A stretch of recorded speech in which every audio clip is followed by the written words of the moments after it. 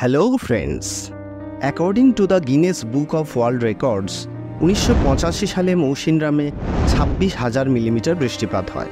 2022 সালের 17 June মৌসিনরামে 1003.6 millimetre বৃষ্টিপাত হয়, যা হলো একদিনে হওয়া সর্বোচ্চ বৃষ্টিপাতের একটি রেকর্ড।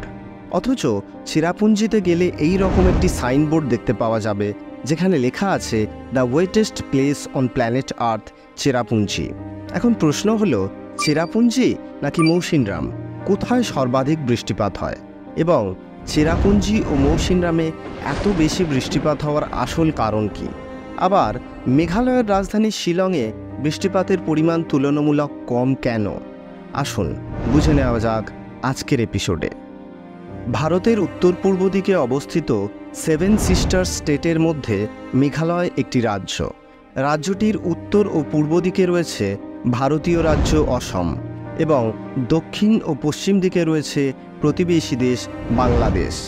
এই রাজ্যটির রাজধানী শিলং, যা প্রাচ্যের স্কটল্যান্ড নামেও পরিচিত। 2022 সালে ইন্ডিয়ান মেট্রিওলজিক্যাল ডিপার্টমেন্টের দেওয়া তথ্য অনুযায়ী ভারতের গড় বার্ষিক বৃষ্টিপাতের পরিমাণ 950 মিলিমিটার এবং ম্যাক্সিমাম বৃষ্টিপাত হয় জুন, জুলাই, অগাস্ট ও সেপ্টেম্বর মাসে। অপরদিকে চেরাপুঞ্জি ও মৌসিনরামের উষ্ণতা ও বৃষ্টিপাতের লেখচিত্র দেখলে স্পষ্ট বোঝা যাবে এই স্থান দুটিতেও সর্বাধিক বৃষ্টিপাত হয় জুন, জুলাই, অগাস্ট ও সেপ্টেম্বর মাসে এবং এই বৃষ্টিপাত হয় দক্ষিণ পশ্চিম মৌসুমী বায়ুর দ্বারা। উইকিপিডিয়ার দেওয়া তথ্য অনুযায়ী চেরাপুঞ্জির গড় বার্ষিক বৃষ্টিপাত 11,777 মিলিমিটার। অপরদিকে মৌসিনরামের গড় বার্ষিক বৃষ্টিপাত 11,873 মিলিমিটার। অর্থাৎ মৌসিনরামের গড় বার্ষিক বৃষ্টিপাত চেরাপুঞ্জির তুলনায় 96 মিলিমিটার বেশি। তাই বলা যায় মৌসিনরাম হল পৃথিবীর সবচেয়ে বৃষ্টিবহুল স্থান এবং চেরাপুঞ্জি হল পৃথিবীর দ্বিতীয় বৃষ্টিবহুল স্থান। আপনারা যদি what is the wettest place of earth লিখে সার্চ করেন তাহলে দেখতে পাবেন মৌসিনরাম হল পৃথিবীর আর্দ্রতম স্থান। আবার যদি top 10 wettest place on earth লিখে সার্চ করেন তাহলে দেখতে পাবেন পৃথিবীর প্রথম 10টি আর্দ্রতম স্থানের মধ্যে মৌসিনরাম প্রথম স্থান অধিকার করেছে এবং চেরাপুঞ্জি দ্বিতীয় স্থান অধিকার করেছে।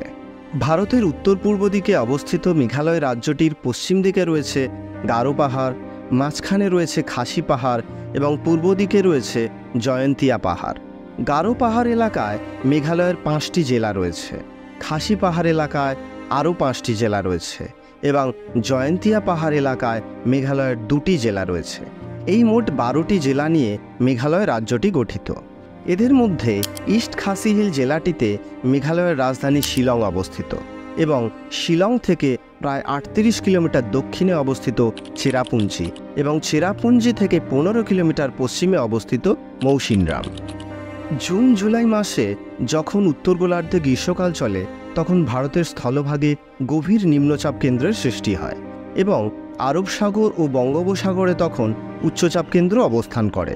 বায়ুর ধর্ম উচ্চচাপ থেকে নিম্নচাপের দিকে প্রবাহিত হওয়া, তাই ভারতের স্থলভাগে অবস্থিত নিম্নচাপ কেন্দ্রের টানে বঙ্গোপসাগর ও আরব সাগর থেকে জলীয় বাষ্পপূর্ণ বায়ু দক্ষিণ পশ্চিম দিক দিয়ে প্রবাহিত হয়ে ভারতে প্রবেশ করে।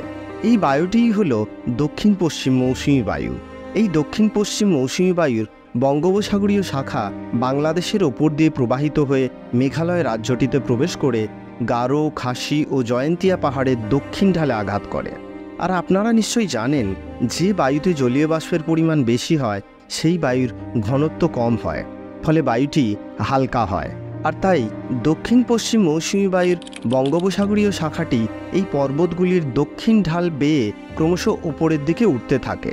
আমরা জানি ভূপৃষ্ঠ থেকে প্রতি কিলোমিটার ওপরে উঠলে বায়ুর উষ্ণতা 6.4 ডিগ্রি সেন্টিগ্রেড হারে কমে যায়। এইভাবে উষ্ণতা কমতে কমতে বায়ুর উষ্ণতা যখন শিশিরাঙ্কে পৌঁছয় তখন ওই বায়ুর মধ্যে থাকা জলীয় বাষ্প ঘনীভূত হয়ে জলকণায় পরিণত হয় এবং ধূলিকণার সাথে মিলিত হয়ে তৈরি করে মেঘ। মেঘের মধ্যে জলকণাগুলি পরস্পরের সাথে মিলে যখন বড় জলকণা তৈরি করে তখন গারো, খাসি ও জয়ন্তিয়া পাহাড়ের দক্ষিণ ঢালে শৈলক্ষে বৃষ্টিপাত হিসাবে ঝরে পড়ে। অর্থাৎ এই পাহাড়গুলির দক্ষিণ ঢাল হল প্রতিবাদ ঢাল এবং উত্তর ঢাল হল অনুবাদ ঢাল, যাকে বৃষ্টির ছায়া অঞ্চলও বলা হয়। ইস্ট খাসি হিল জেলায় অবস্থিত খাসি পাহাড়ের দক্ষিণ ঢালে অর্থাৎ প্রতিবাদ ঢালে চেরাপুঞ্জি ও মৌসিনরাম অবস্থিত, তাই চেরাপুঞ্জি ও মৌসিনরামে এত বেশি বৃষ্টিপাত হয়। আবার দক্ষিণ ঢালে বৃষ্টিপাত ঘটানোর পর বায়ু যখন খাসি পাহাড়ের উত্তর ঢালে পৌঁছয় তখন ওই বায়ুতে জলীয় বাষ্পের পরিমাণ খুব কমে যায়, তাই উত্তর ঢালে বৃষ্টিপাতের পরিমাণও কম হয়। তাই খাসি পাহাড়ের উত্তর ঢালে সৃষ্টি হয়েছে বৃষ্টির ছায়া অঞ্চল।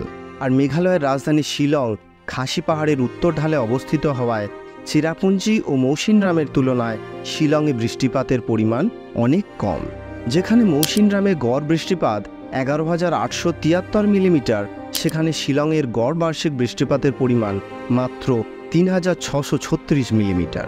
আজকের ভিডিওটি যদি মন দিয়ে দেখে থাকেন তাহলে আশা করছি কমেন্টে দেয়া প্রশ্নটির সঠিক উত্তর দিতে পারবেন।